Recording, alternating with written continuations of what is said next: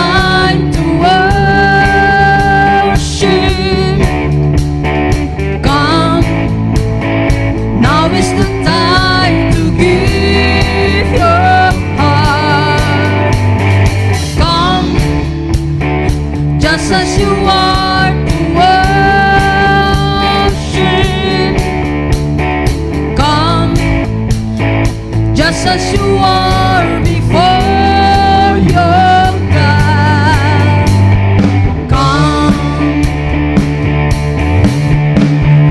One day everyone will confess you are God. Every knee will bow. Still the greatest treasure remains for those who gladly choose you now.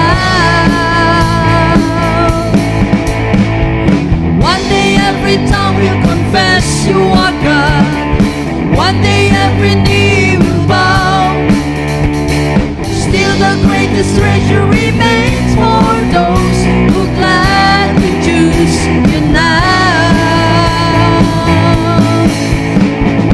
Come, now is the time to worship. Come, now is the time to give your heart.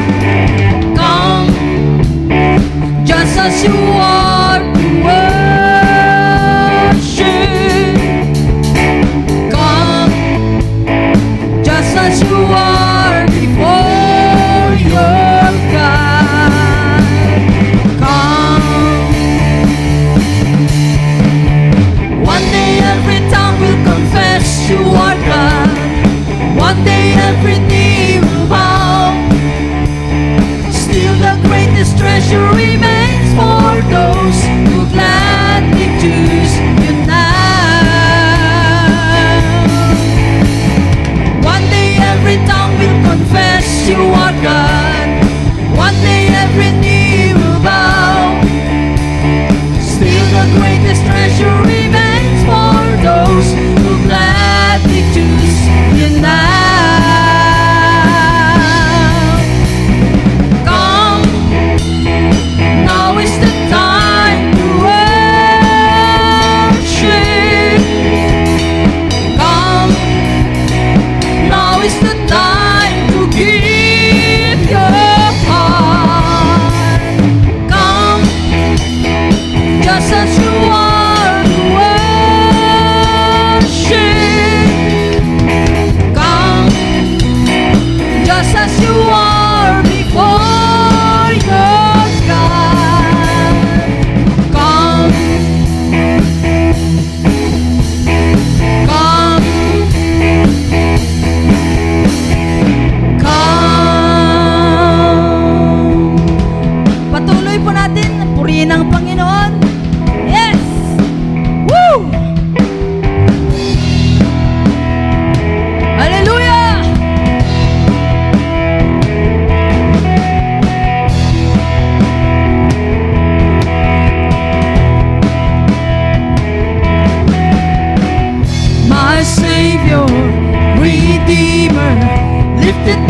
from the miry clay. Almighty, forever, I will never be the same, 'cause you came near from the everlasting to the world we live, the Father's only Son.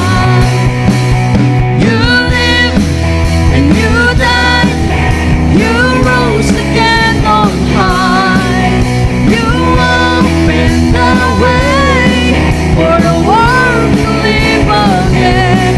Hallelujah, for all you've done.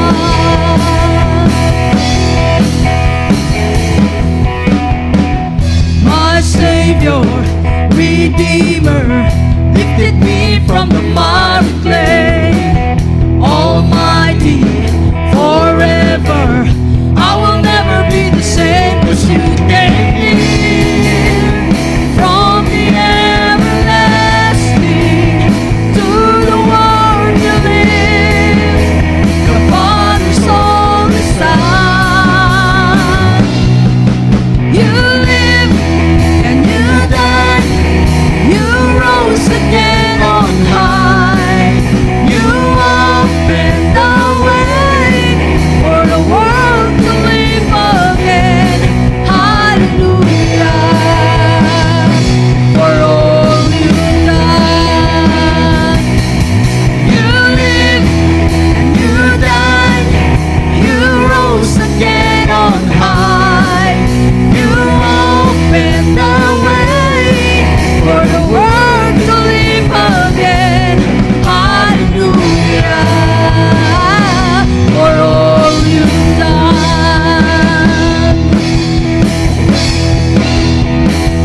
'Cause you came near from the everlasting to the world we live, the Father's only Son. 'Cause you came near from the everlasting to the world we live, the Father's only Son. You live and you died, you rose again on high.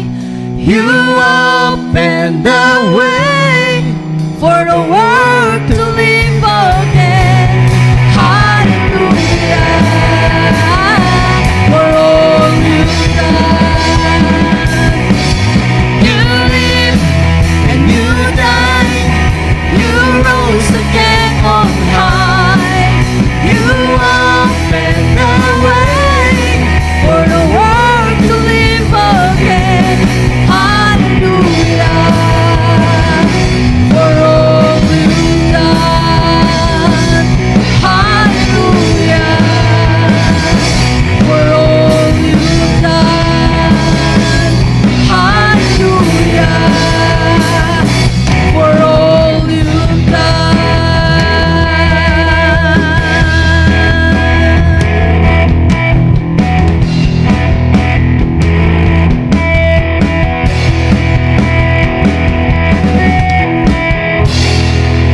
Amen! Kasarap po talagang magpuri sa Panginoon. Tunay nga po, Panginoon, nakaibutit mo sa amin. Yung katapatan mo, Panginoon namin. Bagamat hindi kami karapat-dapat sa iyong harapan, pero ganun yung karakteristik mo, Lord. Basta lalapit kami sa inyo, naroon ang iyong mga kamay na handang tumanggap kung sinong lalapit sa inyo.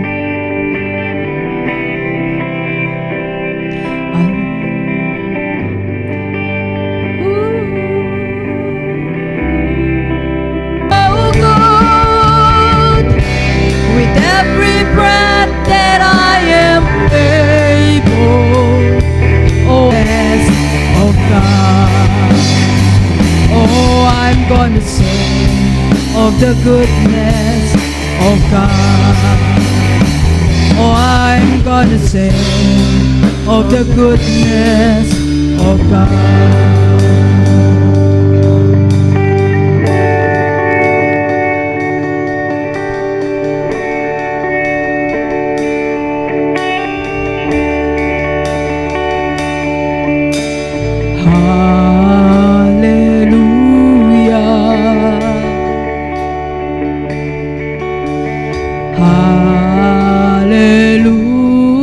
Hallelujah, for the Lord God Almighty reigns.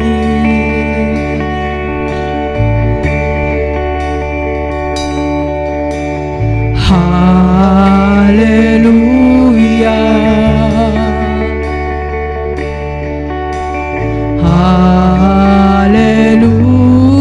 hallelujah, for the Lord God Almighty reigns.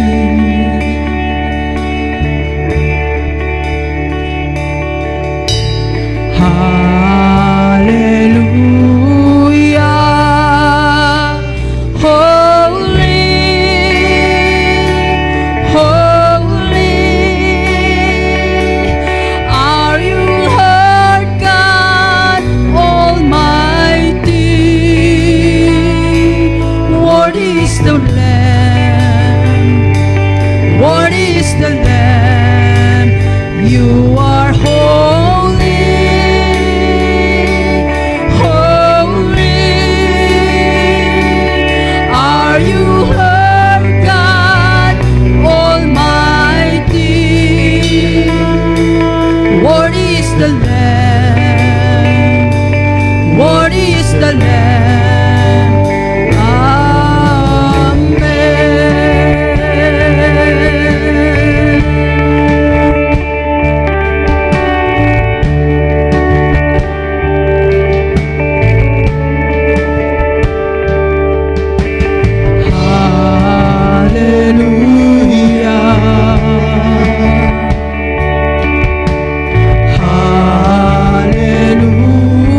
Hallelujah, for the Lord God Almighty reigns.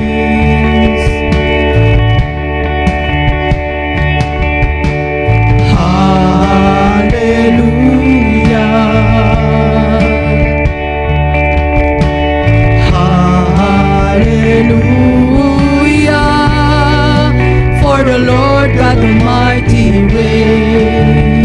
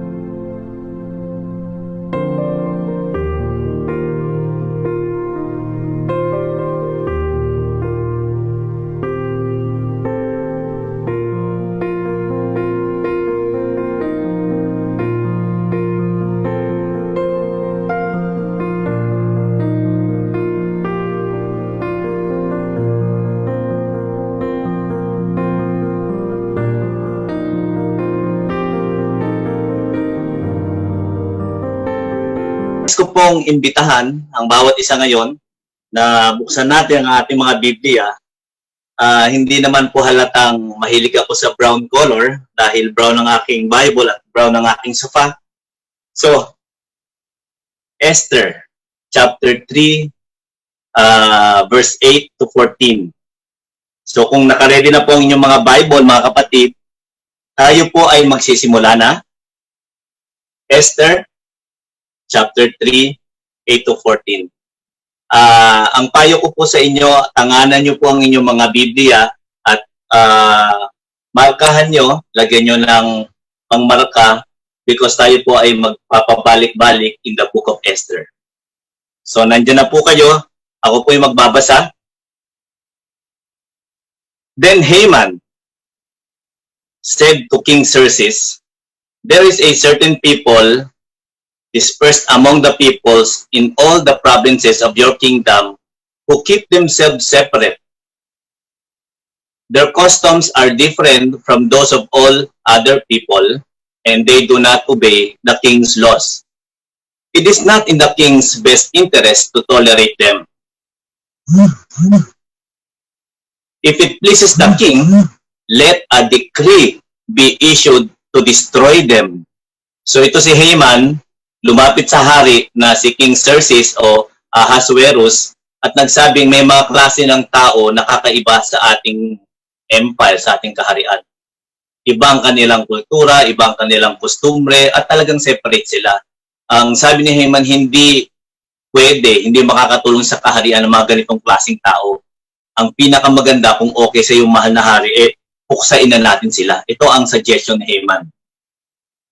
And then, sabi pa ni Haman, "I will give 10,000 talents of silver to the king's administrator for the royal treasury." So, para lalo pang makumbinsi ang hari, magbibigay ako ng panggastos, sabi niya, para gamitin, ibayad sa mga sundalo, sa mga mensahero, para sa kanilang mga sandata upang patayin. Magbibigay ako sa Philippine peso po, para simple na lang, 18 billion, B as in boy. Sa inyo pong screen, sa inyong mga Bible, 10,000 talents of silver. Sa ibang salin, 375 tons of silver. Ngayon, para maintindihan natin, that is 18 billion pesos. Billion as in B as in boy. Ganyan po kalaki ang idodonate ni Haman. Napakayaman ito ni Haman upang patayin lahat ng Hudyo sa buong mundo. Technically, sa lahat ng hawak ng empire. O during that time, ito na ang pinakamalaking empire. So parang we're talking about the entire world, gustong patayin ang mga Hudyo. Verse 10. So the king took his signet ring from his finger and gave it to Haman, son of Hamedata, the Agagite, the enemy of the Jews. And then ang sabi ni King Xerxes, "Keep the money and do with the people as you please." Then on the 13th day of the first month, kumbaga sa atin January 13, noong January 13, the royal secretaries were summoned. They wrote out in the script of each province and in the language of each people all Haman's order to the king's satraps, the governors of the various provinces, and the nobles of the various peoples. These were written in the name of King Xerxes himself and sealed with his own ring. So, para patutunayan na talagang ito ang utos ng hari na ipapatay lahat, ipinigay ni King Xerxes ang kanyang singsing upang selyuhan, pirmahan, kumbaga lagyan ng thumb mark na siya nga ang nag-utos nito. So, mga couriers or mga messengers o mga mangangabayo, dispatches were sent by couriers to all the king's provinces with the order to destroy, number 1, kill, number 2, annihilate, number 3, all the Jews. Note this, lahat ng Hudyo ay kailangang kill, destroy, and annihilate, parang si Satan lang. Young and old, women and children on a single day. Anong araw yon? The 13th day of the 12th month. Kumbaga sa atin, December 13. So January ginawa yung kautusan, palilipasin ng mga 11 months or 12 months, and then in one day, sabay-sabay na dapat patayin ang lahat ng Hudyo on December 13. So meron lang isang taon kulang-kulang ang mga Hudyo para gawin yung dapat nilang gawin, and then after that, sila ay pupuksain. At to make sure na ang lahat ng tao sa paligid, ang lahat ng tao sa empire ay gagawin ng utos na ito, merong incentive, meron pong bonus. Bukod sa sinusunod mo na ang hari na patayin lahat ng Hudyo, meron ka pang bonus. Lahat ng kanilang kayamanan ay mapupunta sa iyo. Kung hindi ka man interested na pumatay ng Hudyo, maging interested ka sa kanilang kayamanan, mapupunta sa iyo if you will kill the Jews, young and old, women and children. Ganon ka kasaklap, ganon kasama ang biglang sumpang dumating sa Israel dahil dito kay Haman. A copy of the text of the edict was to be issued as law on every provinces and made known to the people of every nationality so they would be ready for that day. So ang ginawa nila, nagpakalat ng mga mensahe and then gumawa ng mga posters, mga pampaskil sa lahat ng corner, sa lahat ng karya. May mga poster, may mga streamers at sinasabing ang papatayin natin lahat ng Hudyo on this day. Ngayon pong umaga, ayoko naman pabigatin ang inyong kalooban. But ito po ay history, ito ay nangyari, at ito ay katotohanan sa salita ng Diyos. In the book of Esther, ito po ay nangyari. In fact, ito pong history na ito, merong proof na nangyari 500 years more or less bago ipanganak si Yesu Cristo. Meron pong celebration na ginawa during that time sa panahon nila King Esther na hanggang ngayon sa Israel, ngayong modern day, ngayong 2020 ay sineselebrate. Yun yung Purim. It's a celebration, Purim na mga Hudyo, celebration nila dahil sa nangyari sa panahon ni King Ahasuerus, Xerxes at sa panahon ni Queen Esther.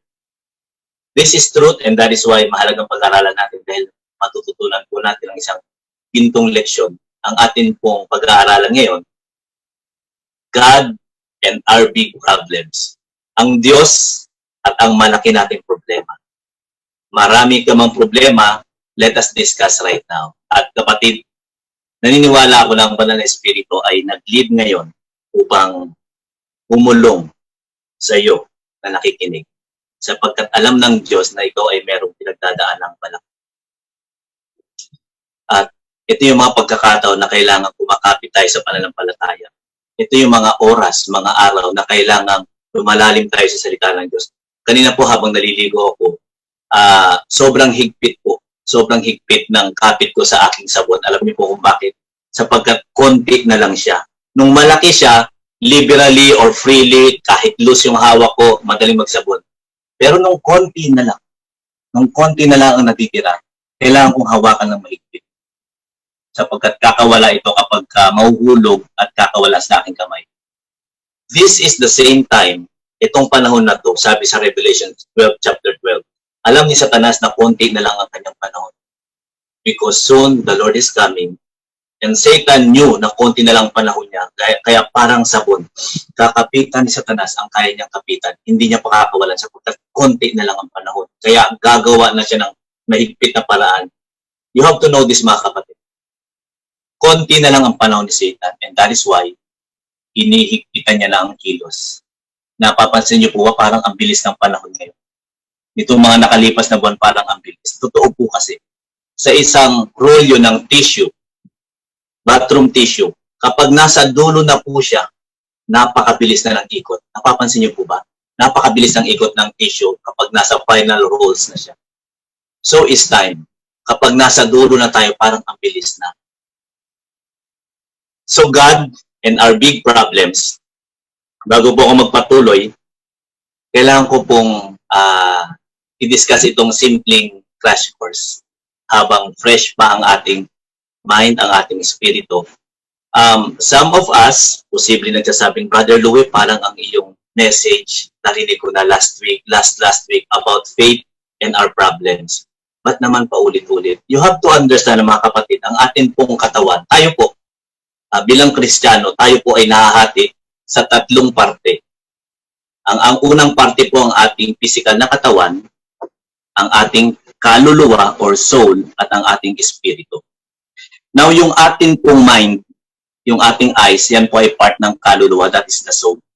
At of course, dahil neutral yan, lagi niyang gugustuhin ang bagay upang ibigay sa ating katawan. Pag may nakita siyang gusto niya, na maganda sa mata, kukunin niya. Pag meron siyang gustong gawin, wala siyang pakialam, gagawa siya. Ang espiritu na inilagay ng Diyos ay laban sa flesh. Lalabanan niya ng espiritu ang lahat ng gusto ng ating soul o kaluluwa sapagkat sila ay magkalaban. So sinasabi ng iyong kaluluwa na narinig mo na yan, yung message na yan. But you have to understand na ang salita ng Diyos ay parang pagkain. Siya po ay pagkain ng ating espiritu. Hindi natin pwedeng sabihin sa ating katawan, kumain na ako ng kanin kaninang umaga kakain na naman ba ulit ako ngayong tanghali at ngayong gabi? Kahapon kumain ako, nung isang araw kumain ako, dapat hindi na ako kakain ngayon. Ang salita ng Diyos ay parang pagkain. Hindi mo pwedeng sabihin na kumain ka na kahapon, huwag ka na kumain ngayon. Sapagkat sinasabi ng kaluluwa na narinig mo na yan, huwag mo nang pakinggan. Pero ang hindi mo alam, ang espiritu mo ay nagsusumigaw. Ang espiritu nating nangangayayat ay nagsasabing, kailangan ko yung pagkain na yan. Kailangan ko yung fresh manna from heaven. Kailangan ko yung word of God upang lumakas ang aking espiritu. Ang espiritu mo na laban sa iyong kaluluwa ay naglalaban. Ang sabi ng kaluluwa mo, huwag ka na makinig. Ang sabi ng espiritu mo, kailangan ko yan. Pakainin mo ako. Kailangan ko marinig ang fresh manna from the word of God. And that is why naglalaban sila. Kaya, ang sabi nga po sa 1 Thessalonians 5:23, mabilis lang po. Now may the God of peace himself sanctify you completely, and may your whole spirit and soul and body be kept blameless. Okay, tatlo po yan. Ang prayer ni Paul, the God of peace himself sanctify you completely. Ano yung you? Tatlo po, your spirit, your soul, and body. But remember, ang soul at ang body lagi magkatandem. Ang gusto ng soul mo na pakainin, ibigay lahat ng layo, pero ang sabi ng espiritu, wag, sapagkat merong kalooban ng Diyos. So ang mahalagang pinapalakas yung spirit. Again, in Matthew 8:10 verses 28, and do not fear those who kill the body, but cannot kill the soul. Rather, fear him who can destroy both soul and body. Bakit itatapon sa impyerno yung merong soul and body? Sapagkat lahat ng walang espiritu, soul and body lang, meaning hindi sila na born again, wala silang spirit, sila itatapon. They will be destroyed in the fires of hell. So, klaro, pag may espiritu, hindi kinatapon dahil meron kang pinanganak na bagong katauhan, the spirit. Yun yung isinisilang sa'yo kapag ikaw ay na-born again. The spirit, yun yung pinalalakas natin. Ecclesiastes 12:7, and the dust returned to the earth as it was, and the spirit returned to God when gave up. Kapag namatay ang tao, ang spirito ay babalik sa Diyos. Kaya ang babalik na kasama ng ating kaluluwa is yung spirit na merong na-born again. So isasama yan. Pero yung walang spirit, sila ay pupunta sa hell. Yung meron lang body and soul, walang spirit, they will go to hell. But those body and soul na merong spirit ng Diyos will go to heaven.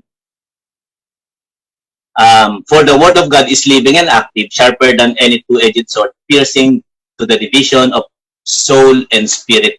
Mga kapatid, ito pong katuruan na ang tao ay merong katawan, kaluluwa at espiritu ay paulit-ulit na tinuturo sa Bible. Isang tingin na lang, meron akong 100 mahigit na verses na pwedeng isupply sa inyo to tell you na ang tao ay merong kaluluwa, espiritu at katawan. At ang laging magkalaban, ang kaluluwa at ang ating espiritu. Magkalaban po yan, ang sabi sa in Galatians 5:16-17, but I say, walk by the Spirit, and you will not gratify the desire of the flesh. So, kailangang spirit ang ating sinusunod, hindi yung kaluluwa na nagsasabing, huwag ka na makinig muna ng salita ng Diyos. Narinig mo na yan last week, huwag na. Yan ang sasabihin ng iyong soul. Pero ang espiritu ay sumisigaw. Pakainin mo ko. Pakainin mo ko upang ako lumakas. That I may direct the body and soul. Espiritu dapat ang lumalakas. Siya ang kumokontrol sa flesh. Kapag lumakas ang flesh at ang iyong kaluluwa at humina ang iyong espiritu, may problema ang Kristiyano. And that is why kapag nakikinig ka ng salita ng Diyos, suddenly may lumalaban na isang voice at nagsasabing, huwag mo nang pakinggan. hindi yan makabubuti sa iyo. That is the soul. Pero yung isang nagsasabing mas malakas na, pakinggan mo yan, salita ng Diyos yan. Sumunod ka, salita ng Diyos yan. That is the spirit. Okay? So, I will now go sa ating leksyon. Let's go back sa story ng Esther ng ating binasa. Yan pong story in the entire book, more or less mga 10 chapters yung Esther. Kaya nyo pong basahin yan sa loob ng mga 30 minutes, more or less. I prayed na binigyan nyo ng time ang inyong sarili na magbasa ng Esther. It's a very good book. Meron lang pong isang hiwaga sa libro na yan. Alam nyo po ba na ang Book of Esther, for the entire book, 66 books ng Old and New Testament, Esther lang ang nag-iisang libro diyan sa Biblia.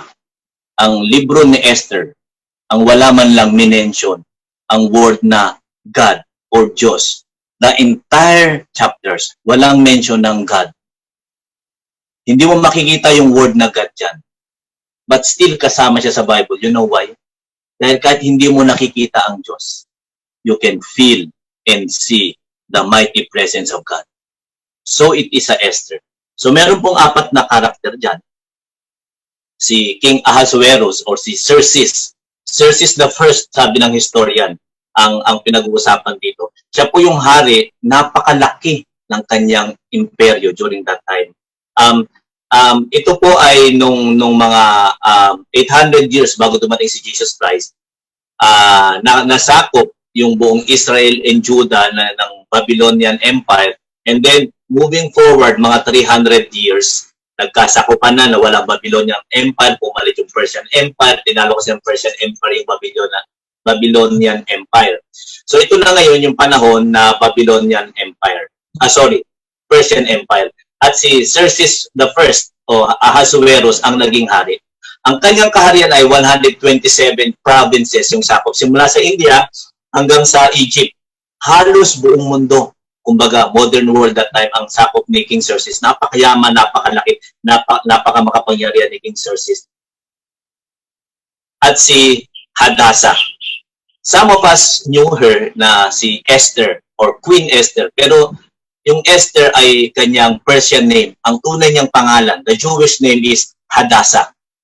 So ngayon alam niyo na po, siya ay si Hadassah, siya ay naging Queen Esther. Siya po ay ang pamangkin ni Mordecai. Okay?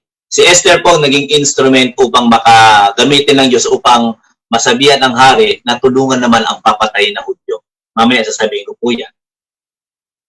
Now si Mordecai, siya yung matapat na Hudyo na laging nandun sa tapat ng gate ng hari.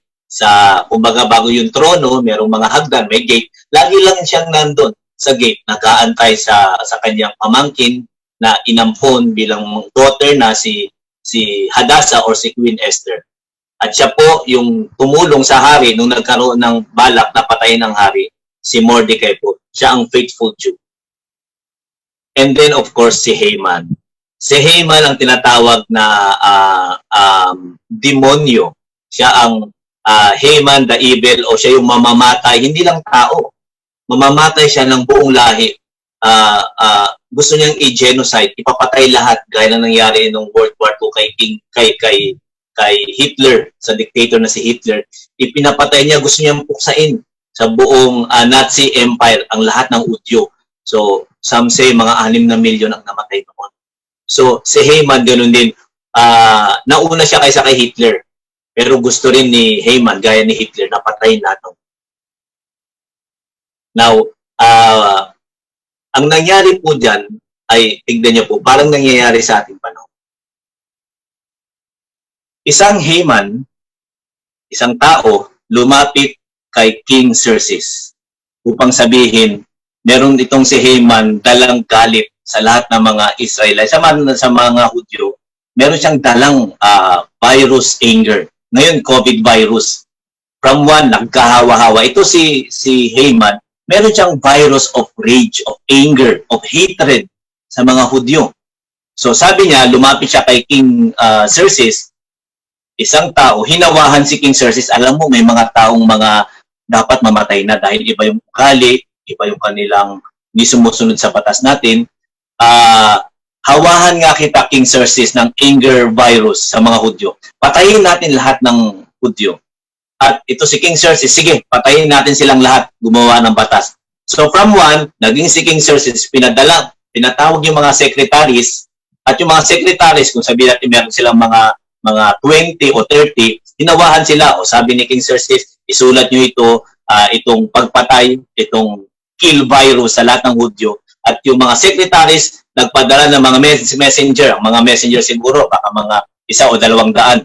Dala nila yung kill virus, hatred virus, at pinakalat sa buong kaharian. So from one, yung virus na anger, hatred, and murderous ay kumalat sa buong empire. Parang COVID-19, from one kumalat sa lahat. At ngayon, ang buong mundo ay parang sobrang takot tayo. Meron tayong, kasi may 20 million na ngayong infected at meron ng mga more than 750,000 na mamamatay, na namatay na, I mean. At sa Amerika lang, 5 million. Tayo sa Pilipinas, if I'm not mistaken, nasa mga 122,000. Correct me if I'm mistaken. And meron po akong ipinost sa Facebook. Kinumpute ko po kung 3% araw-araw ang nadadagdag sa ating mga virus positive na Pilipino. I made a simple projection. Kung 2% a day lang yung increase, alam niyo po ba na by December 31, ngayong 2020, posible, I could be wrong, do not quote me, but based sa statistics na kinumpute ko, posible, kapag walang nagbago ngayon na by December 31, 2020, more or less meron na tayong 9,100,000 na positive case. So talagang ang COVID ay merong death sentence. At sa panahon ni Mordecai, ang hatred or murder virus ay kumalat na sa buong empire, patayin lahat ng Hudyo. Yan po nangyari. At yan po ay biglaan. Biglaan po. Gaya na nangyari sa atin ngayon na isang umaga, umiinom tayo, nagtatrabaho, nagse-celebrate, and then suddenly may dumating na sulat. Dumating na sulat na bawal kang lumabas, bawal kang magtrabaho, bawal ka gumawa ng ganito, suddenly dahil pwede kang mamatay. Ganyan ang nangyari sa panahon noong kay Mordecai. Meron ng 1 year na lang para mabuhay ang lahat ng Hudyo, hindi papatayin ng mga bata, matanda, babae, lalaki. Ano ang ating dapat gawin ngayong nasa gitna tayo ng pandemic? Kumbaga, merong isang sulat na kumalat sa buong mundo na your life is in danger. Ikaw at ang mahal mo sa buhay ay nasa peligro. Ang maganda po sa salita ng Diyos, kaya alam niyo po mga kapatid, dapat lagi tayong humahawak sa salita ng Diyos. Sapagkat ang salita ng Diyos ay merong specific na pangako, merong specific na kalakasan, merong specific tayong katotohanan. May isang nagsabi na, alam mo, hindi yan pangako ng Diyos. Yan ay katotohanan na gagawin ng Diyos. Sa mangyayari sa bukas, sa future, kung ano man meron pangako ang Diyos. Meron pong isang kwento, meron pong isang si Herbert Jackson. Isa po siyang doktor na missionary. Nagtatrabaho or nag-mission work po siya sa isang lugar. At sa kanyang pag-mission, meron pong ibinigay sa kanya isang sasakyan, isa pong kotse na malaking tulong sa kanyang ministry. Ang problema lang, itong sasakyan na ito ay ayaw mag-start. Hindi siya nag-start. So, ang ginagawa ni Herbert, tuwing umaga kapag siya aalis na upang pumunta na sa mission work, pupunta siya sa isang eskwelahan, magpapaalam sa mga teacher upang itulak yung sasakyan, i-jump start. So ganun ang diskarte niya. May sariling diskarte itong mama na tuwing umaga, hihingi ng tulong, itutulak yung kanyang sasakyan so para mag-jump start. At habang nasa work siya, within the day, hindi niya pinapatay yung engine kung saglit lang naman ang visit. Hindi niya na pinapatay yun ang diskarte niya. At hanggang maaari ang kanyang parking pababa para kung sakaling aalis na siya at patay ang engine, i-neutral niya na lang and then siguro i-jump start na lang para mabilis. So yun yung diskarte niya. At okay naman, nakakabiyahe naman siya. Pero 2 years later, itong si Dr. Herbert Jackson ay nagkaroon ng karamdaman na kailangan niyang iwanan yung mission work at kailangan niyang ibigay sa panibagong missionary. So, bago sila umalis, sinabi ni Herbert na itong sasakyan ay malaking tulong sa akin. Kaya lang, meron lang problema. Ayaw niya mag-start, kaya ang aking diskarte, jump start. So, sabi nung bagong missionary, buksan nga po natin yung hood. So, binuksan yung hood. Nung tinignan nung bagong missionary yung hood, nakita niya, meron lang po pala Dr. Herbert, Dr. Jackson, meron lang pong isang wire na nakalas. So, ang ginawa nito, kinuha yung wire, ikinabit, at tapos binuksan yung kotse, at kaagad, nag-start ang kotse. Isipin niyo po, 2 taon na dumidiskarte sa sarili niyang paraan, si Dr. Jackson, ganong ang kulang lang pala ay i-connect ang isang wire sa battery. Isang secondary wire na nakakabit sa battery. Mga kapatid, ang diskarte po sa buhay ay hindi masama. Gaya ng kay Dr. Jackson, minsan gumagana yan. Pero isipin mo na isave dapat lahat ng hirap ni Dr. Jackson for the past 2 years kung nakakunik lang yung wire na yon. Kung tayo po mga Kristiyano ay kukonek lagi sa Diyos, lagi tayong makikinig sa Kanyang salita, lagi tayong mag-aaral ng Kanyang salita upang ang ating espiritu ay lumakas. Connect to the Lord. Ang dami pong mga hirap, pasakit, problema na hindi dapat dumating sa atin. The secret is always connecting to God. Hindi masama ang diskarte, pero kung iyong salita, didiskartehan ko na lang ang panahon ko sa Diyos. Uunahin ko lang ang aking trabaho. Para kang si Dr. Herbert Jackson. Kailangan, uunahin ko muna ang Diyos. Kukonek ako lagi sa Diyos. Didiskartehan ko na lang ang aking hanap buhay, ang aking mga pupuntahan, ang aking mga commitment. Didiskartehan ko na lang yan. Uunahin ko munang kumunik sa Diyos. Dapat ganun ang priority. Hindi pwedeng diskartehan ko na lang ang oras sa Diyos, uunahin ko muna ito. Hindi pwedeng ganun. Connection sa Diyos muna, and then lahat ay mangyayari. So mga kapatid, ang mangyayari po sa bukas ay may pangako ang Diyos. Kung ikaw ay Kristiyano, may pangako sa iyo ang Diyos. Kung ikaw ay nananampalataya sa Diyos, may pangako ang Diyos sa iyo. May pangako ang Diyos sa atin, lalo na sa ngayong pagkakataon na meron tayong malalaking problema. Ano yung pangako ng Diyos? In the book of Esther ulit, nandyan po. Esther 4:12, alam niyo po ba na ang Diyos ay laging merong rescue plan para sa kanyang mga anak? Say amen. Rescue plan. Bago mangyari ang mga problema, alam na ng Diyos at meron na siyang rescue plan. When the people of God in general ay nasa COVID-19, ang mga Kristiyano sa buong mundo ay merong pinagdadaanan na problema. Gaya sa panahon ni Esther, tandaan po lagi natin, ang Diyos ay may nakahanda ng rescue plan. But we have to always start with prayer. Ang mga anak ng Diyos na merong panalangin sa puso, sa buhay, ay laging tinutugon, nililingap ng Diyos. I found out, mga kapatid, in the book of Esther, verse 4 to 16, nung sinabi ni Esther kay Mordecai na, sige, ganito ang gawin natin. Ngayong meron ng death sentence ang buong Hudyo, ganitong gawin namin. Lahat kayo ay mag-fast. Mag-fasting kayo at kami din magpa-fasting. And then in 3 days, saka ako lalapit sa hari. Sapagkat kapag lumapit ka sa hari nang hindi ka pinapatawag, ang susunod sa iyo, ang ulo mo ay pupugutin. So kailangang hipuin ng Diyos ang hari na tanggapin si Queen Esther. And for God to do that, ang sabi ni Esther, kailangan natin mag-fast. Wala po akong nabasa na word na manalangin tayo upang iligtas ang buong Diyos. Walang specific word na panalangin. Ang sabi lang mag-fast.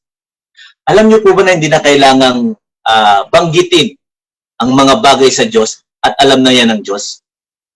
Alam niyo po ba na kahit hindi niyo sabihin ang mga bagay sa Diyos, nakikita ng Diyos ang ating thought from a distance? Look at Psalms 139 verse 2. Tignan niyo po. I will read. Psalms 139 verse 2, napakagandang verse. Pwede nyo pong ihang sa inyong mga walls. Sabi po sa Psalms 139 verse 2, you know when I sit down and when I rise up. Alam mo kung kailan ako umupo at kailan ako tumatayo. Talagang inoobserbahan ng Diyos. You discern. Ang word na discern ay alam mo ang punot dulo, alam mo ang loob at labas. Discern, naiintindihan mo, hindi niya lang nakikita, alam niya ang nasa loob at naiintindihan niya. You discern my thoughts from afar. Ang sabi niya, kahit mukhang nasa malayo ka Diyos, kahit na hindi ka nakikita, kahit from a distance, kahit sinasabi nila nasa langit ka, alam at naiintindihan mo ang aking iniisip. Hindi lang sa alam, hindi lang parang nababatid, kundi naiintindihan. Alam niya ang motibo mo, alam niya ang pinanggagalingan mo, alam niya kung saan pupunta ang iyong pag-iisip. Nasa loob siya, nakikita niya lahat. Kahit mukhang nasa malayo siya at wala. Sabi ng Psalms 139:2, alam ng Diyos ang ating iniisip. Alam ng Diyos, hindi mo man sabihin. Psalms 139:4, even before a word is on my tongue, bago magkaroon ng salita, bago ko sabihin, behold, O Lord, you know it all together. Parang bago ko sabihin, pag dugtong-dugtungin ko man lahat ng sasabihin ko, kahit napakahaba niyan, ang sabi bago ko sabihin, alam mo nang sasabihin ko. At yung nangyayari sa isip ko, alam mo na. So may ang totoo pala, ang sabi ng Diyos, ang sabi ng salita ng Diyos, yung bang hinaing mo lang, hindi mo sinasabi, hinaing mo lang sa loob, alam na ng Diyos. And many times, hindi mo man kayang sabihin ang iyong hinaing, ang banal na espiritu, ang nakikipag-usap sa Diyos Ama, kay Jesus Christ. Ang banal na espiritu at si Jesus Christ ang nag-uusap at sinasabi, alam mo itong anak natin na ito, itong Kristiyano na ito, merong hinaing sa loob. Hindi niya lang nasasabi, pero ito ang tunay niyang nararamdaman. Ito ang tunay niyang iniisip. Yun yung mga panahon na ang Holy Spirit po, sabi ng Biblia, ay nagdi-discern upang ilugod sa Diyos. And that is why meron po tayong mediator, yung Holy Spirit at si Jesus Christ. Sapagkat sa mga bagay na hindi na natin kayang sabihin, siya na at ang Diyos ang nag-uusap. Nakukuha niyo po. Alam ng Diyos altogether, kahit sa malayo, alam ng Diyos ang ating isip. We have to pray sa mga panahong ito. And the king always remember, alam niyo po ba na lagi pong alam ng Diyos, na si King Xerxes, hindi siya Diyos, tao lang siya, makapangyarihan nga siya, pero tao lang siya. Alam niya na mayroong isang Mordecai na laging nandyan sa baba ng kanyang trono. Mayroong isang Mordecai na isang Hudyo na laging nandyan. In fact, in 6 verse 10 ng Esther, sabi niya, the king commanded, do as you have suggested for Mordecai the Jew, o kilala ni King Xerxes si Mordecai the Jew, who sits at the king's gate. Lagi siyang nakaupo sa gate ng aking trono. Lagi lang siya nandyan. At alam ni King Xerxes. Kung ang isang hari na tao, alam kung sino ang nasa kanyang, malapit sa kanyang trono, lalo na ang Diyos. Ngayon, nakaupo ka, nakikinig sa salita ng Diyos. Alam ng Diyos na nandiyan ka sa tabi ng kanyang trono. Alam ng Diyos kung wala ka sa kanyang trono. Alam ng Diyos kung Sunday, dapat nasa gawain at nakikinig ka sa salita. Wala ka sa kanyang trono. Alam ng Diyos, pero alam ng Diyos kung sino yung laging nasa kanyang trono. Laging nagsasalita, laging nagsasaliksik ng kanyang salita, at laging laging nasa tabi ng trono ng Diyos. Kilala niya yon. Alam niya ang pangalan. At lagi niyang kasama yun. Mga kapatid, isa pong mga magagandang bagay sa ating mga Kristiyano is lagi tayong katabi ng trono ng Diyos. Whenever you pray, you are beside the throne of God. When you worship, you are beside the throne of God. When you listen to His word, you are beside the throne of God. When you read and meditate the word of God, you are beside God's throne. And the king always remember. And ito po siguro kung meron mang pinakamahalaga dito sa mga pangako ng Diyos bukas, uulitin ko po, hindi mo pa alam at hindi ko pa alam, meron na pong nakatakdang pangakong maganda ang Diyos bukas. Okay. Bukas po. Hindi ngayon, bukas. So, kailan bukas? Ano yung timing ng Panginoon? Kapatid, nagtatanong ka ba kung kailan darating yung solusyon ng Diyos sa problema mo? Parang minamadali mo na ba kung kailan, Lord, yung solusyon na pinangako mo? Ang tagal ko nang sinasabi, nasa gitna kami ng problema. Kailan darating yung panahon na kung saan tutugod ka? Alam niyo po ba na timing, yan kasi ang tanong ng maraming Christian right now, kailan? Brother Louie, kailan darating ang tulong at ang solusyon ng Diyos? Kailan? Although kasama natin araw-araw ang Diyos, ang kanyang solution, ang kanyang pangmatagalang solusyon sa malalaki natong problema ay nasa panahon ng Diyos. Anong ibig mong sabihin? Parang lalong lumabo, Brother Louie. Let me explain yung panahon or timing ng pagtugon ng Diyos. Okay? Remember na ang tamang panahon, yan po ay expertise ng Diyos.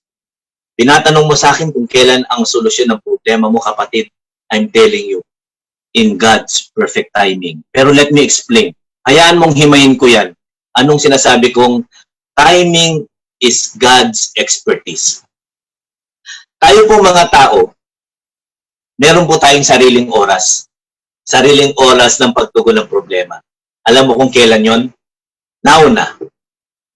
Now na dapat ang solusyon ng problema ko. Nanalangin ako ngayon, dapat mamayang hapon, as in now na. Kasi po, tayo po mga natural na nilalang, mga tao, meron po tayong law, nasa ilalim po tayo ng batas ng self-preservation. Ibig sabihin, meron pong natural na ginagawa ang tao. Kapag nakita mo may apoy, natural that very moment, lalayo ka.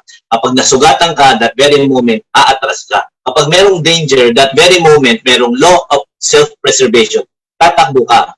Kapag may nakita kang nagbabarilan, nag-hold-upan, or nagkakasakitan, law of self-preservation states na aalis ka or lalaban ka. Kaagad. Now na. That is our nature. But that is not the nature of God. The nature and the ways of God is wait on Him. You have to understand, mga kapatid, na ang Diyos ay nakikita niyang lahat. Nakikita niya yung buong picture. Ang tayo, nakikita lang natin yung pinto ng bahay kapag malapit tayo. Ang Diyos, ang nakikita niya, buong bahay. Ang bubong, ang drain gutter, ang wall sa likod, ang foundation, ang kwarto sa loob. Yung entire sitwasyon ay kita ng Diyos. Ang nakikita lang natin ng isang angle. At tayo, now na. But God is not like that. Dahil maraming bagay ang involved. Napakadaming bagay ng involved sa ating buhay that you have to understand na binabalanse ng Diyos lahat upang perfect ang timing niya. Look at Esther. Madami po sanang magagandang bagay. Nung pinag-aaralan ko yung Book of Esther, nung ang mga Hudyo ay meron ng death sentence na lahat ng mga street sa buong Persian Empire, meron ng nakapaskil, meron ng streamer nakalagay, on December 13, lahat tayo ay magsasama-sama upang patayin lahat ng Hudyo at kunin lahat ng kanilang kayamanan. Nakapaskil na po sa buong empire yan. So, ang sabi ni Mordecai at saka ni Esther, nag-usap sila, sabihin mo sa hari, humingi ka ng tulong. So, napaharap na si Queen Esther kay King Xerxes at sabi ni King Xerxes sa kanya, si Esther, sinabi sa kanya na, Queen Esther, ano ang kailangan mo? Chapter 5, verse 3 ng Esther. 5, verse 3. Sabi ni King Xerxes, nung lumapit na sa kanya si Queen Esther upang humingi ng tulong, Queen Esther, ano ang iyong request? Ano ang kahilingan mo? Kahit na kalahati ng aking kaharian, ibibigay ko sa iyo. Of course, that is symbolical. Ibig sabihin, kung ano ang hihingiin mo, kaagad ngayon, ibibigay ko na sa iyo. Alam mo, minsan ang Lord ganon. In many cases, anything na ikaw bubuti ng Kristiyano na kanyang hinihingi, ay ibibigay sa atin in God's perfect timing. Ito si King Xerxes, sinabi kay Queen Esther na sabihin mo na ngayon din ang iyong problema at ibibigay ko sa iyo ang solusyon kaagad. Alam niyo po ba na si Queen Esther ay hindi kaagad nagsabi? Ang sabi ni Queen Esther during that time, nasa tabi nga pala si Haman. Sorry, wala si Haman dyan. Pero sinabi ni Queen Esther kay King Xerxes, meron po akong kahilingan, mahal na hari. Ang akin pong kahilingan ay ganito. Bukas po, muli, yung that very moment na lumapit si Queen Esther, ang sabi ni sa chapter 5, sabi ni Queen Esther, bukas po, maghahanda ako ng isang salo-salo. Kung gusto niyo pong marinig ang aking kahilingan, bukas po, pumunta po kayo, mahal na hari, isama niyo si Haman. Bukas kasi maghahanda ako. So, during that time, so pumunta ngayon si Haman at saka si King Ahasuerus, si King Xerxes, at nung gabi na may handaan nagpahanda si Queen Esther, muling sinabi ni King Xerxes, sige, mahal kong reyna, ano ba ang iyong kahilingan? Inulit niya yung exact word, kahit kalahati ng aking kaharian, ibibigay ko sa iyo. So, nandun si Haman at si King Xerxes at nandun si Queen Esther, tatlo lang sila. So, ang sabi ni Queen Esther, I noticed na hindi niya kaagad hiningi yung iligtas mo kami. Nagsabi pa siya, tignan niyo po ang God's time, hindi kaagad, hindi now na. Sabi niya, bukas po magpapahanda ulit ako ng isang salo-salo. Bukas ko po sasabihin sa inyo kung ano ang aking kahilingan. Pinalipas pa ni Queen Esther ng isang araw. Nilid siya ng Lord na isang araw muna, wag kaagad. Why? Bakit hindi nagmadali kaagad si Queen Esther? Bakit hindi now na? Sapagkat sa God's perfect timing, may mga magagandang bagay na mangyayari kapag sa panahon ng Diyos ang ating sinunod. Kung pag nagtiwala tayo sa panahon ng Diyos, sa tamang panahon ng Diyos, maraming bagay ang mangyayari. Dahil sa lumipas pa ang panahon o isang araw, marami pong nangyari. Ano ang nangyari? Nung midnight, nung pagka naghiwalay na si Haman at si Queen Esther, that night, ang hari ay hindi makatulog. Hindi siya makatulog, kaya ang pampatulog niya, tumawag siya ng isang minister. Kunin mo nga yung napakakapal na libro natin. Tignan mo kung ano ang mga nangyayari sa kaharian. Nagkataon, during that time na nagpahingi ng libro ang mahal na hari dahil hindi makatulog, na binuksan yung napakakapal na libro, at nung binuksan yung makapal na libro, ang tumambad sa kanila ay ang salitang, merong isang Hudyo na ang pangalan ay Mordecai, na iniligtas ang buhay ng hari sa kapahamakan. So sabi ni King Xerxes, merong ganyan? So anong ginawa? Anong pabuyang ibinigay dito kay Mordecai na isang Hudyo? Wala po. Wala. And you know, during that time, eksakto naman na si Haman. Si Haman ay nandun sa harap ng pintuan ng court. Bago ko ituloy yan, mag-backpedal ako. Noong naghiwalay si Queen Esther, si Haman, si King Xerxes sa kanilang unang gabi ng salo-salo, tuwan-tuwa si Haman. Umuwi siya, chapter 5, verse 14, sa kanyang asawa, sa kanyang mga anak, at pinatawag lahat ng mga kaibigan at kamag-anak, at nagyabang siya. Sabi niya, alam nyo, ako ng swerteng tao sa buong kaharian. Ako ang pangalawa sa hari, napaka-makapangyarihan ko.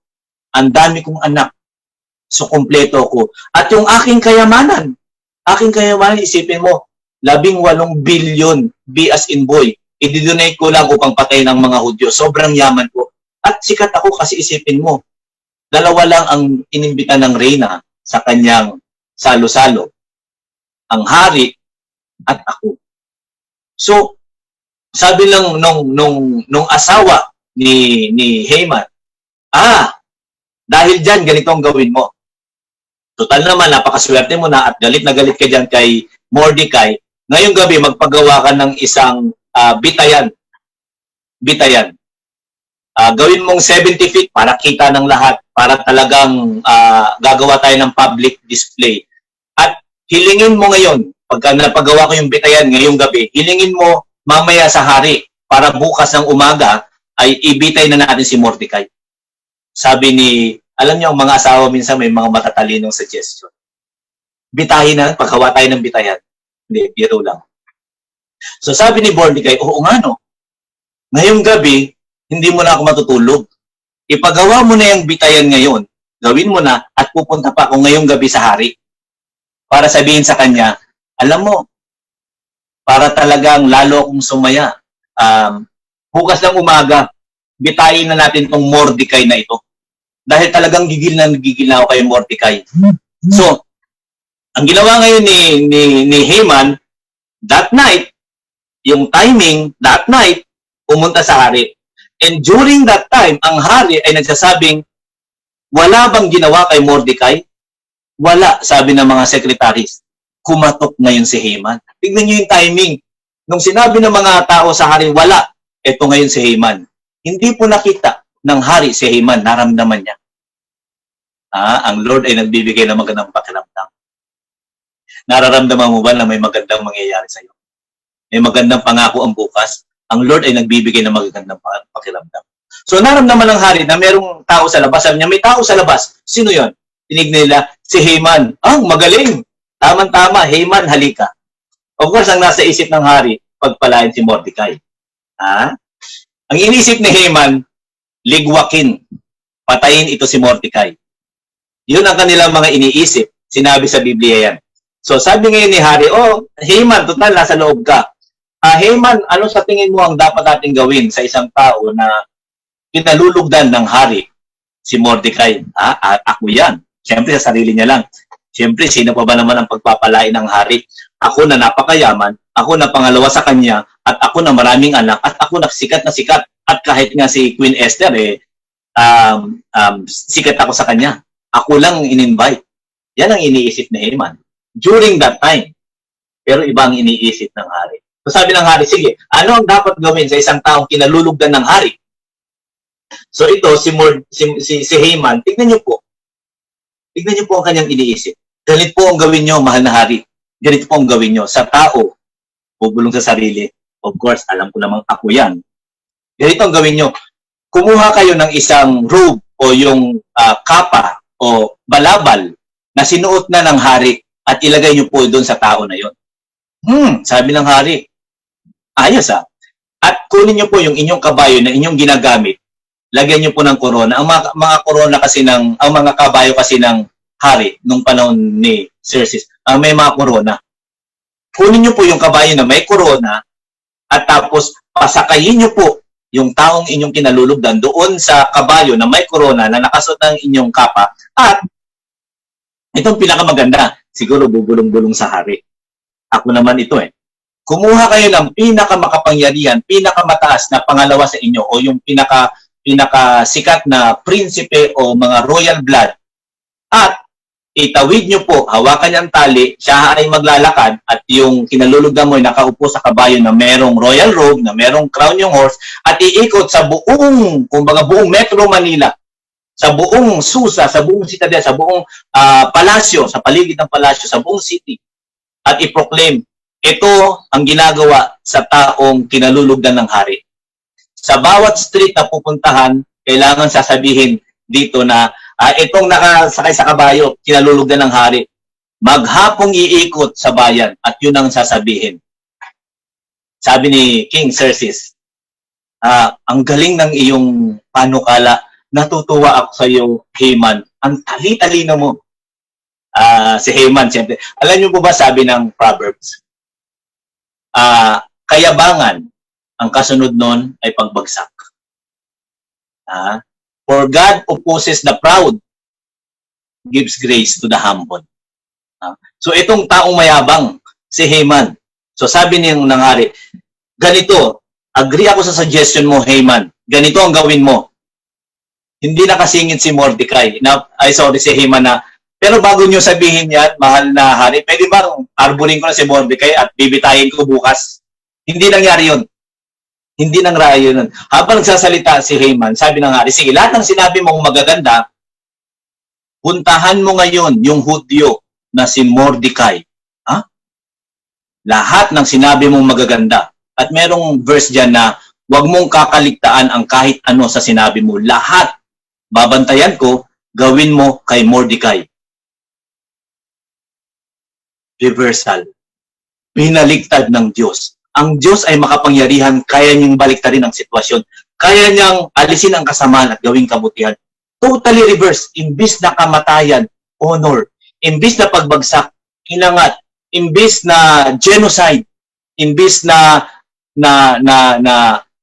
bitay, honor ang ibinibigay ng Diyos sa mga taong may takot sa Diyos. So buong araw, inikot ni Haman yung taong gusto niyang ipapatay at kanyang kinaiinisan. Inikot niya sa buong city of Susa at ibinalik niya. At si Haman ay umuwi. At sinabi niyang lahat sa kanyang mga kaibigan, sa mga anak, sa mga kamag-anak, ang lahat ng nangyari. At alam mo, nung sinabi niya sa asawa niya, alam mo ang sagot ng asawa niya? Ang sabi ng asawa niya, patay kang bata ka. Ligwak ka. Haman, ligwak ka. Wala ka ng kalaban-laban. See, yung timing ng Diyos, pag hindi mo minamadali, nangyayaring kinausap ng Diyos ang hari in the middle of the night. Pinagawa muna ng Diyos kay Haman yung pagbibitayan. Yung pagbibitayan na yun yung justice ng Lord. So kung hindi lumipas ang ilang panahon, hindi magagawa yung pagbibitayan. Dapat kay Mordecai pero kay Haman pala. At hindi mapapahiya at sobrang bababa si Haman at itinaas ng Diyos si Mordecai kung hindi lumipas ng araw. Nakikita niyo po yung snapshots ng mga pangyayari kay Haman, mahal na hari, yung pagbibitayan, yung mga kamag-anak ni Haman. Nag-evangelize muna si Haman kung gaano kadakila ang Diyos ni Mordecai. Ang sinabi niya nung gabi, papatayin natin si Mordecai. Pero total reversal ang sinabi niya. Iba nangyari. Merong kakaiba. Ang Diyos, ang mga Hudyo, na hindi ko mapaliwanag. At ako'y napahiya sa harap nila na wala ang kapangyarihan ko. Bumagsak ako sa mata ng hari at siyang nataas. At ang sabi sa verse, habang nagsasalita si Haman. Alam mo yung word na while or habang, yan po ay time. Hindi na binigyan ng Diyos na maka-counter move si Haman sa nangyari. Because habang kinikwento niya sa mga tao, sa kanyang asawa, kamag-anak niya, ang nangyari sa kanya, dumating yung mga secretaries ng hari at sinabi kay Haman, ngayon mismo, umalis ka na dyan, pinapatawag ka ng hari. Huwag kang kukuha ng kahit ano, huwag kang kukuha ng susi, huwag na. Habang nandyan ka at nagsasalita, ngayon na, sumama ka sa amin at dadaling ka namin sa hari. And nung isinama na ng mga sundalo si Haman sa harap ng hari on the second night na nag-prepare si Esther ng banquet, ito po ang nangyari. Ang nangyari po, ang sabi ni King Xerxes, sige, ngayon nandito na si Haman, ngayon nandyan ka at nandito ako, anong yung kahilingan? Ang sabi ni Queen Esther, nung lumipas yung time na pinalipas ng Diyos, sinabi niya na, mahal na hari, kung talaga pong gusto niyong ibigay ang aking kahilingan ay ito. Huwag niyong hayaan akong mamatay dahil meron pong papatay sa akin.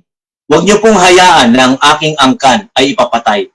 Kung kami po ay ibebenta bilang alipin, hindi ko na po hihingiin sa iyo na iligtas mo kami.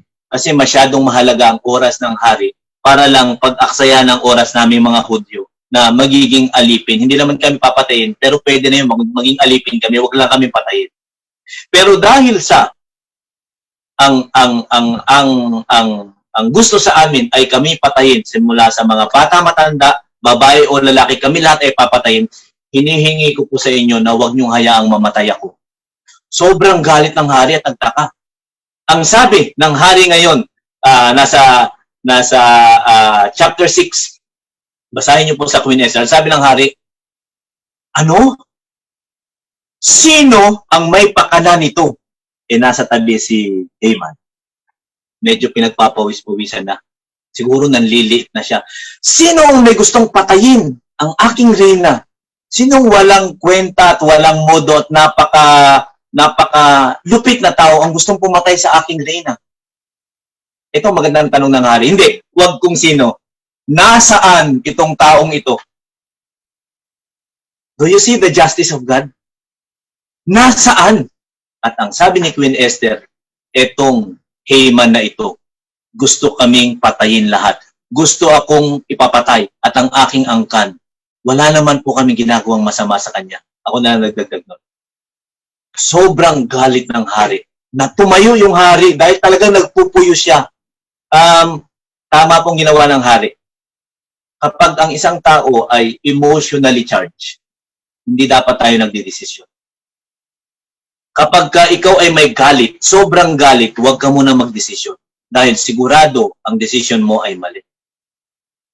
Kapag mataas ang emotion, mababa ang intelligence. That is why kapag nagdesisyon ka na mataas ang emotion, halos mali ang iyong decision. Pagka mababa ang emotion, mataas ang intelligence. That is why kapag galit ang tao, pababain mo muna, then you decide. So ang hari, sa kanyang galit, lumabas muna siya. Matalino ang hari at naglakad-lakad muna upang pababain. Habang nasa labas ang hari, itong si Mordecai, si Haman, alam ni Haman na siya ay pupugutan na ng o ipapapatay. Lumuhod, bumaba, pumunta sa may paanan ng reyna upang magmakaawa na huwag siyang papatay. In that timing, again, nakita niyo yung timing ng Diyos. During that time, kasi baka nga naman si Esther ay magbago pa yung isip. Baka magsalita si Haman na pababawi ko na yung death sentence sa inyo, patawarin mo na ako, let's be friends. Bago makapag-isip si Esther, nagdesisyon na ang Diyos. Ang kahatulan ng Diyos, ang justice ng Diyos ay nandun na. Habang sa ganung postura na si Haman ay nasa may paanan at siguro hawak yung dulo ng damit ni Queen Esther, pinapasok ng Diyos si King Xerxes. At ang sabi ni King Xerxes, sa harap ko at habang nandito sa aking kwarto, hahalayin mo ang aking reyna. Of course, we know na hindi yun ang mangyayari. Nagmamakaawa si Haman. Pero ang Diyos ay gumagawa ng impression. Remember, ang Diyos ay gumagawa ng impression. Ang ginawang impression ng Diyos upang hindi na mabago sapagkat itong taong to si Haman ay merong napaka-itim ng buto. Binigyan ng Lord ng impression si King Xerxes na nire-rape ang reyna. At sobrang galit lalo. Nagsasalita pa si Haman na magpapaliwanag, sinukluban na siya ng sako. At may bumulong. Look at the timing of the Lord. Uy, mahal na hari, may ginawang 70 feet na bitayan itong si Haman para kay Mordecai. Doon natin ibitay itong si Haman sa kanyang ginawa. Sabi ng hari, mabuti yan, doon nyo bitayin. At binitay si Haman sa kanyang bitayan. Look at the timing of God. The timing of God. 2 Peter chapter 3 verse 9. Ang sabi diyan, huwag mong isipin na mabagal ang kilos ng Diyos. Huwag nating iisipin, 2 Peter chapter 3 verse 9, na ang pagkilos ng Diyos ay mabagal. Mukhang mabagal yan sa isip natin sapagkat siya ay mahinahon sa atin. Ibig sabihin, actually, hindi mabagal ang Diyos. Tinuturuan lang tayo ng kahinahunan.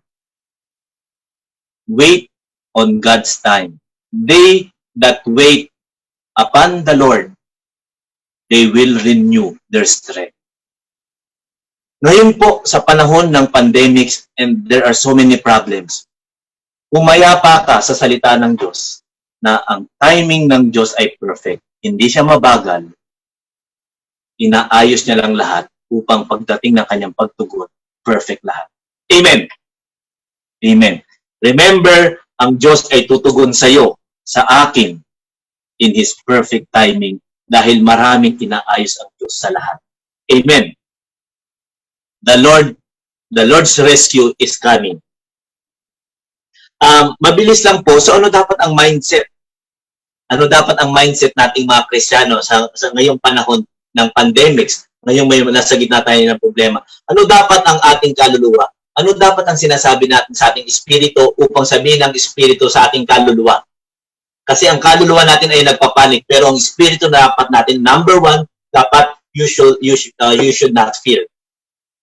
Huwag kang matakot na dahil nandito ka sa problema, sa paghihirap, sa karamdaman, dyan ka na mamamatay. Huwag ganun. Dahil si Queen Esther, sa kanyang kababaan, siya ay naging reyna. Kahit nandito man tayo sa ating problema, tandaan lagi natin merong tamang panahon ng Diyos upang itaas tayo. Kung paano itinaas ng Diyos si Queen Esther sa pinakamababa hanggang sa pinakamataas naging reyna, kaya ng Diyos itaas, bigyan ng solusyon ng ating problema. Huwag tayong matakot. Manangan tayo sa napakaraming pangako ng Diyos. Number 2, lagi tayong magpapakumbaba sa Diyos. Lagi tayo magpapakumbaba. Nakita natin kung gaano kayabang ang isang Haman. Siya ay ibinagsak ng Diyos. At hindi lang binagsak, ibinaon sa ilalim ng lupa. Ang humility, ang ating kababaan, ay laging magbabalik sa atin ng papuri pagdating ng panahon sa Diyos. God opposes the proud, but gives grace to the humble. Laging magpakumbaba, lalo na kung ikaw ay Kristiyano at meron kang tinatama sa ngayon. Huwag kang tumingin sa mga kapatiran ng pababa. Huwag kang magsabi sa sarili mo na, okay na ako, kayo ay mahihirap, ako okay pa. Huwag, kapatid.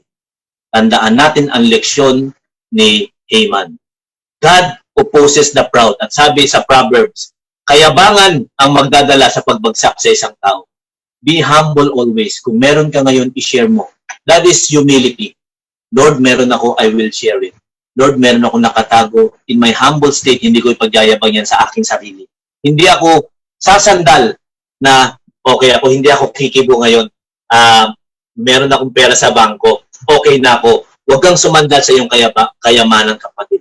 Lagi mong i-humble. Lagi mong i-share. Ang sharing is a sign of humility na, Lord, hindi sa kayamanan, kundi sa iyo lang, nagpapakumbaba ako. Ang aking kalalagayan ay nakadepende sa iyong kamay, hindi sa aking bank account, hindi sa lahat ng napakarami kong groceries, hindi sa marami kong property at assets, hindi dyan, Panginoon, kundi sa iyong kamay lamang. Share, be humble. At huwag mong isipin na, Kristiyano ka, Lord, Christian ako. Dapat nasa akin ngayon lahat ng blessings. Kristiyano ako. Dapat entitled ako sa lahat ng bagay. Huwag, kapatid. Do not think like that. Be humble always. Si Mordecai, iniligtas niya ang hari and still bumalik siya doon sa paanan ng gate.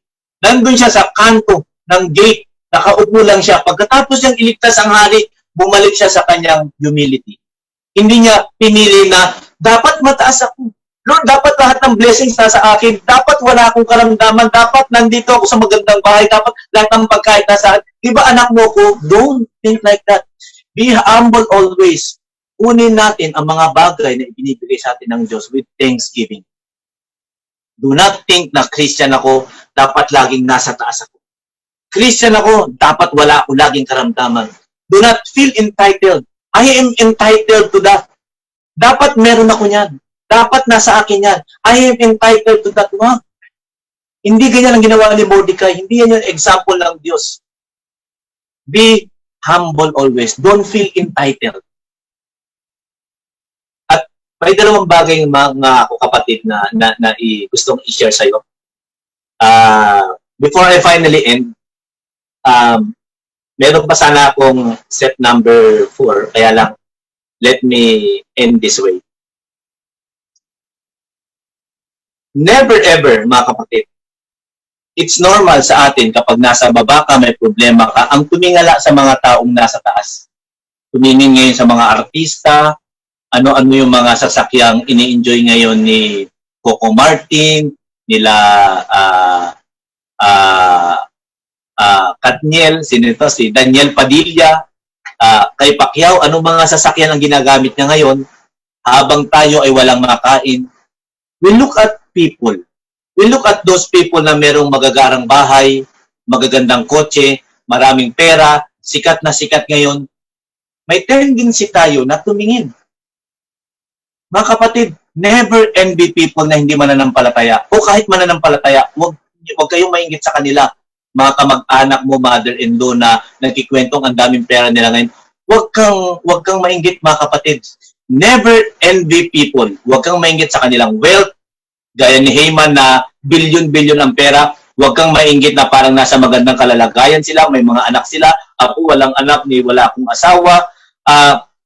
Nasa honor sila. Naku, ang galing nitong taong ito, ino-honor siya at makakapangyarihan at sikat na sikat.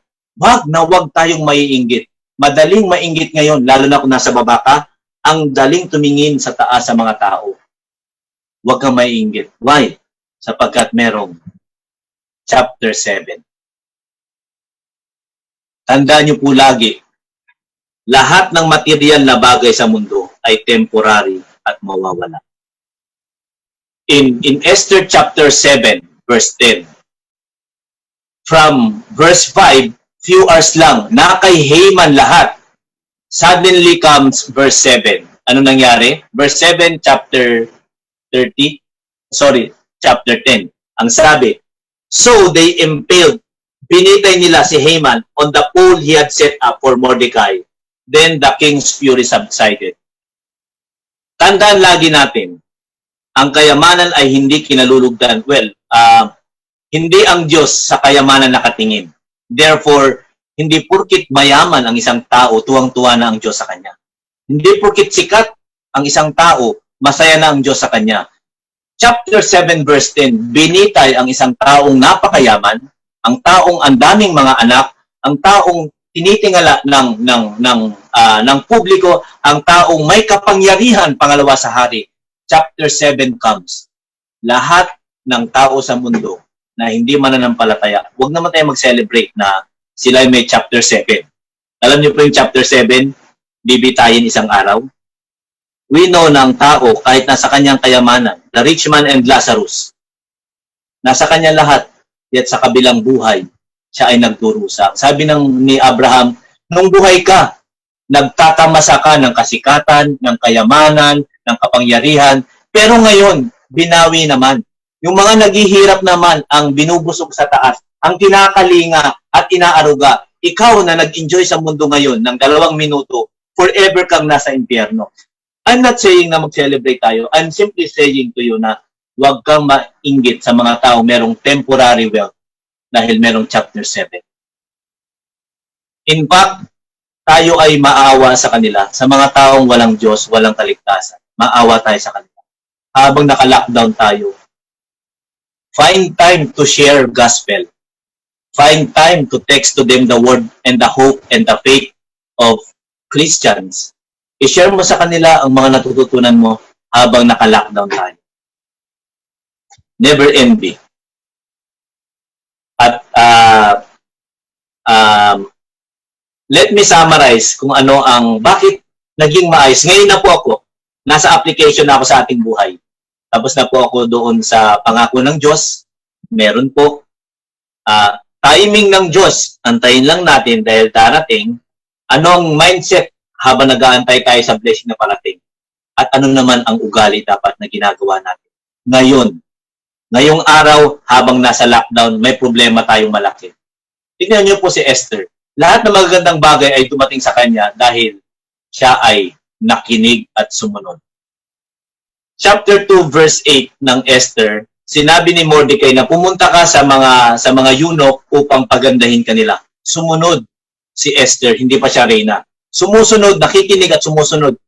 Chapter 2 verse 10, Esther had not revealed her nationality and family background because Mordecai had forbid her to do so. Sabi, huwag mo sabihin na isa kang Hudyo, saka na.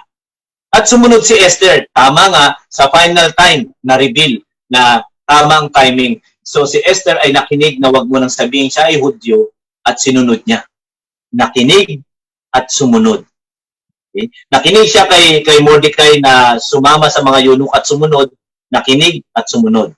Wag mo nang sabihin na Diyos ka, na Hudyo ka. Si Esther nakinig at sumunod. At ang mga magagandang babae na ginagawang reyna, kapag ka sila ay galing sa kanilang mga kwarto, papunta sa trono ng hari, naglalakad sila, meron pong patakaran na lahat ng gusto ng babaeng ito ay pwede niyang hingin. Pag may nakita siyang kabayong magaganda, akin na yan. Pag may nakita siyang magandang bahay, akin na yan. Ibibigay ng hari yan. Pero ang sabi ng mga eunuch, sinuggest kay Esther bago siya maging hari. 2 verse 15. She asked Esther. Esther asked for nothing other than what Hegai, the king's eunuch, who was in charge of the harem, suggested. Siya ay nakinig doon sa eunuch, kay Hegai na, ganitong gawin mo. Huwag mo naman pakitang takam na takam ka sa kapangyarihan at sa mga material. Huwag kang hihingi ng kahit ano. Yun lamang na ibibigay sa iyo, yun ang tatanggap mo. Nakinig si Esther at sinunod niya. At natuwa lahat ng tao sa kanya. Natuwa ang hari, natuwa ang mga eunuch, at lahat ng tao nakita, may kakaiba ito kay Esther. You know why? Because Esther learned how to listen and obey. Ang mga Kristiyanong marunong makinig sa salita ng Diyos at sumunod, mga magagandang bagay ang darating. At usually, ang mga Kristiyanong matitigas ang ulo at ayaw sumunod sa salita ng Diyos ay merong hindi magagandang bagay ang kanilang dinadaanan. Kasalanan, problema, kompromiso. Why? Hindi sila nakikinig sa salita ng Diyos at hindi nila sinusunod. Binabaliktad nila. So sa ating mga Kristiyano, it has to be listen and obey. And finally, tayo po'y magtatapos. Alam niyo mga kapatid, bilang Kristiyano, kahit hindi pa dumarating ang solusyon ng Diyos, kailangan na nating panampalatayanan ngayon. Hindi naman kailangan may makita muna ako nagpapadala na ng pera bago ako maniwala. Wag, hindi kailangan ganyan. Kailangan natin ngayon pa lang manampalataya na tayo. Faith is the highest form of Christianity. Faith distinguished or inihiwalay ng pananampalataya ang isang totoo sa hindi totoo. Ang ating kaligtasan, ang pinakamahalagang bagay sa Kristiyano, ang kanyang kaligtasan, ay ang pananampalataya. Hindi natin nakita si Jesus Christ na naglakad sa Palestine, and yet we believe na si Jesus ay nabuhay. Hindi natin nakita na si Jesus Cristo ay ipinako sa krus, yet naniniwala tayo na si Jesus ay namatay sa krus ng Kalbaryo. Hindi natin nakita na si Jesus ay nabuhay na magmuli. Hindi natin nakita yun, and yet until now, tayo ay nananampalataya na si Jesus ay nabuhay na magmuli pagkatapos niyang mamatay sa krus. At hindi natin nakikita na si Jesus ay nakaupo sa kanyang trono ngayon. Yet ngayon ay nananampalataya tayo na si Jesus. Kahit hindi kita nakikita, kahit hindi ko nahahawakan na ikaw ay hari ngayon at nakaupo sa trono, naniniwala tayo. Ganun din mga kapatid, ang pagtugon ng Diyos, ang solusyon sa mga problema ay paniwalaan na nating darating. Lahat ng bagay sa Kristyanismo sa atin ay nagsisimula kailangan sa pananampalataya. Walang gamit ang natututunan natin kung wala tayong pananampalataya. 2 Corinthians says na the righteous will live by faith. Romans chapter 1, Galatians, and Hebrews. The righteous will live by faith. And 2 Corinthians, we do not follow what we see. Hindi tayo naniniwala o sumusunod, sabi sa 2 Corinthians, ng mga nakikita. We live not by sight, by faith. Kaya makita mo o hindi ang paparating na pagtugon ng Diyos, we have to be faithful now.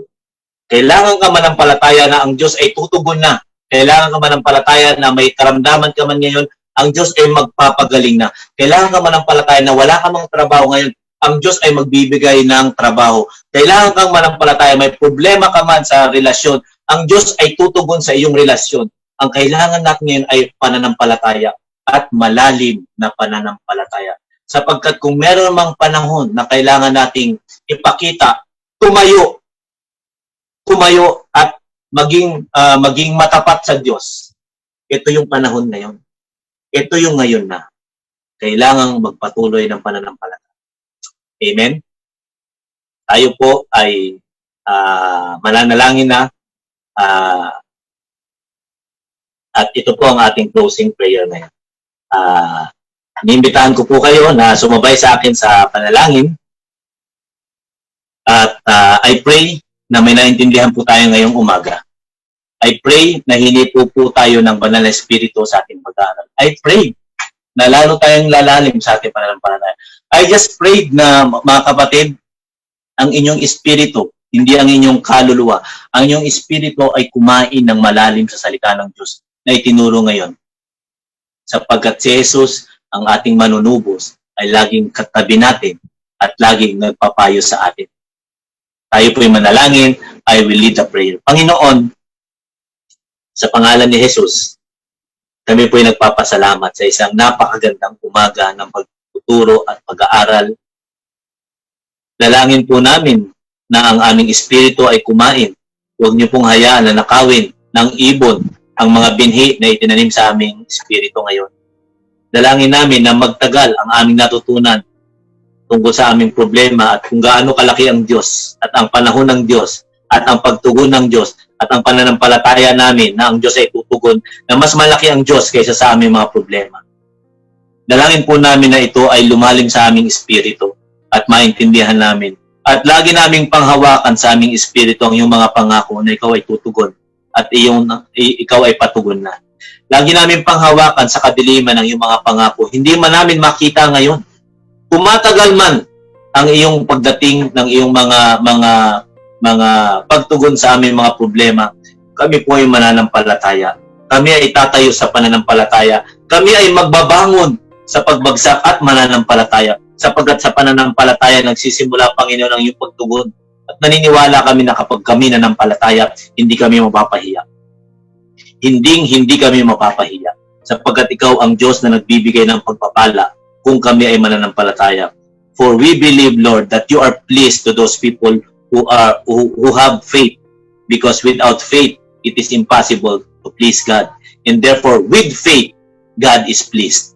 At Lord, dalangin namin na lagi kaming lumalim sa pananampalataya, ang laging makinig at kumilos ayon sa iyong salita, ang laging kumonekta sa iyong mga salita, ang hindi kalimutan ang pagdalo sa mga gawain kahit online, kahit live stream, at ang pagdalo sa mga Bible studies every Friday at sa mga every ministries na mga Bible study at sa mga prayer works. Kailangan kami laging dumato. Kailangan namin laging nakakonekta. Hindi kailangan ng sariling diskarte. Kailangan kumonekta muna, and then kayo magbibigay ng tamang direksyon. Kung diskarte man namin, kayo ang magbibigay ng direksyon. Panginoon, salamat po sa mga kapatiran may malalim na problema. Nakahanap sila ng pag-asa sa buhay. Sa mga kapatiran na merong napakalalim ng suliranin na dinadala at dinidipip ngayon, dalangin ko, Panginoon, na magbigay ka ng impression. Dalangin ko na magbigay ka, Panginoon, ng pakiramdam sa kanilang espiritu na ikaw ay kasama nila at tutugon ka. Hindi ka magpapabaya, hindi mo sila pababayaan, tutugon ka sa kanila at hindi sila nag-iisa. Lord, ipakita mo nga, iparamdam mo, ibigay mo sa kanila ang deep impression that you are a God. You are a God na hindi mang-iiwan. Ikaw ang Diyos na laging sasama sa amin. You will not forsake us. Lalo na sa panahon na kung saan akala namin isang bakas lang ng paa ang naglalakad. Akala namin kami ang naglalakad sa buhangin ng suliranin. Lalo na noon, Panginoon, ngayon. Lagi mong sabihin sa amin na hindi amin paa yun. Ang aming paa ay nakalutang na at ikaw na ang naglalakad para sa amin. At kami ay kinakalong mo habang dumadaan kami sa napakalalim na problema ngayon. Sapagkat papalalim pa ang problema, papagaan naman, Panginoon, ang aming pagsandal sa inyo. Sapagkat kayo ang Diyos na nagdadala sa amin ngayon. Kayo ang Diyos na nagbibigay sa amin ng kalakasan. Kayo ang Diyos na nagbibigay sa amin ng pananampalataya at pag-asa sa buhay. Madilim man ang aming nakikita, ang aming pag-asa ay nasa espiritu na ang Diyos ay tutugon at ang Diyos ay mangungusap sa amin. Panginoon, sa mga kapatiran na nanghihina at nanglulupaypay, Panginoon, punuin mo sila ngayon ng pag-asa sa kanilang buhay. Tumugon ka sa kanila, Panginoon. Magpakita ka ng himala mo, Panginoon, sapagkat ikaw ang Diyos, Jesucristo, na aming sinasamba pinananampalataya na. Darating muli ang isang linggo, subalit, Panginoon, bigyan niyo po ng kalakasan ng bawat isa. I declared health and healing sa mga kapatirang may karamdaman. I declared hope and faith sa mga kapatirang nawawala na ng pag-asa. I declare financial blessing sa mga kapatirang kinakapos at kinapos na. I declare protection sa mga kapatirang merong insecurity ngayon. And I declare faith sa mga kapatirang nanghihina na. I declare all these things and clothe them with the precious blood of Jesus Christ. At lahat ng leadership ng JIBC will continue, Lord, to follow your footsteps. Ang finances ng JIBC, Lord, ay ipipreserve mo. Ang mga projects at hangarin ng leadership ay igagawad mo ayon sa iyong kalooban. At ang mga kapatiran na nangangailangan ng iyong pagtugon, ikaw muna, Panginoon, na tumugon. At lahat ng mga nakalimutan ko, ipanalangin, Panginoon. Ibigay mo nga sa kanila, Panginoon. Let the Holy Spirit intercede. Let the Holy Spirit speak in behalf of. Let God, the Holy Spirit, mediate between our problems and troubles na hindi namin kayang sabihin at ilapit kay Jesus Christ upang ang Panginoong Hesukristo ang maging mediator between God and us. Lord, thank you for everything. We glorify your name. In Jesus' name. Mga kapatid, lahat tayo ay magsabi ng Amen and Amen. Magandang umaga po sa inyong lahat. God bless po. May God be with you. Amen. Amen.